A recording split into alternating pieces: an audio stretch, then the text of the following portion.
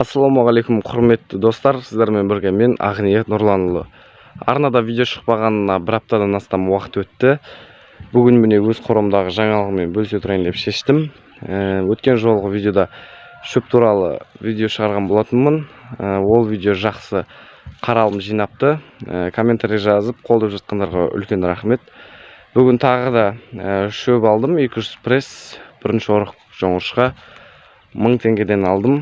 200 пресс алдық, соның 100-ін ақшаға алдық 1000 теңгеден.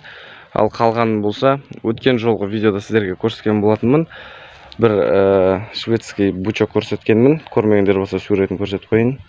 Осы бучокты осы 100 пресске айырбастап алдық.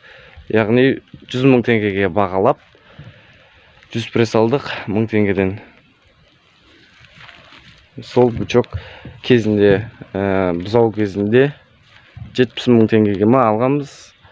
Содан үйде 2-3 ай тұрып, сол 100 000 теңгеге айырбастадық шөпке.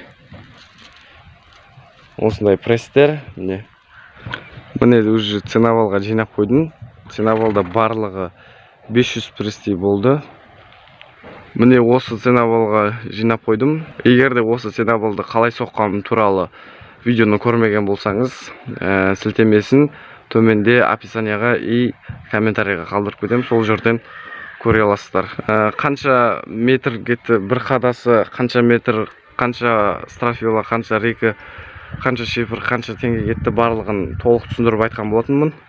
Сол видеоны көріп, бағалап кетіңіздер, көрмегендер болса. Мына жақта менің өзімнің орып әкеп салып атқан қамыстарым. Бізде қамыс деп айтады, жазда да, қыста да, басқа жақтарда жаздың күні пішен деп айтады екен, қыста қамыс деп айтады. Комментарий жазып жатыр. Әр жақта арқылы, енді біз жақта солай айтады. Көрмегендер болса көрсете кетейін. Міне осыған тартып беріп жатырмын малдарға. Қазір тек 2 биеге ғана осыдан беріп жатырмын. Қалғандарына жоңғыршқа беріп жатырмын. Мінетін аттарға да, құлындарға барлығына. Тек 2-еуіне ғана осы қамыста беріп жатырмын, тартылған. Қалғандарына осы 1000 теңгеге алған жоңғыршқаны беріп жатырмын. Және де достар, алдыңғы видеода пресс алдым. Салмағы 20-25 келідей болады деп айтқан болатынмын. Сол кезде көп адамдар комментарийға жазып жатты. 20-25 келі деген ондай қазір ондай пресс жоқ анау деген сияқты. Басқа жақтарды білмеймін, енді өзіміздің ауылда бір пресстің салмағы сондай көлемде болып қалады, 20-25 келі.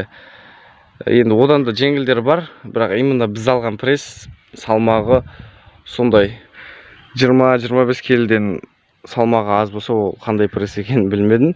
Әйтеуір біздің ауылда салмағы сондай болып келеді. Қазір сіздердің көздеріңізше салмағын өлшеп көрсететін боламын. Бір пресстің мына жерден любой прессті алып, салмағын өлшеп көрсететін боламын.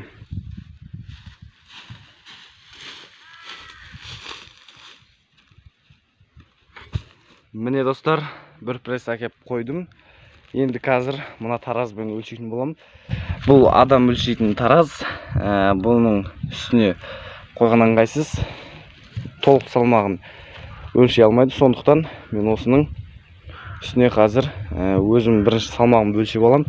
Сосын мына прессті қолыма алып ұстап, салмақты өлшейтін боламын. Сол кезде қанша салмақ шықты, соны өз салмағымнан азайта саламын. Сонда шығады.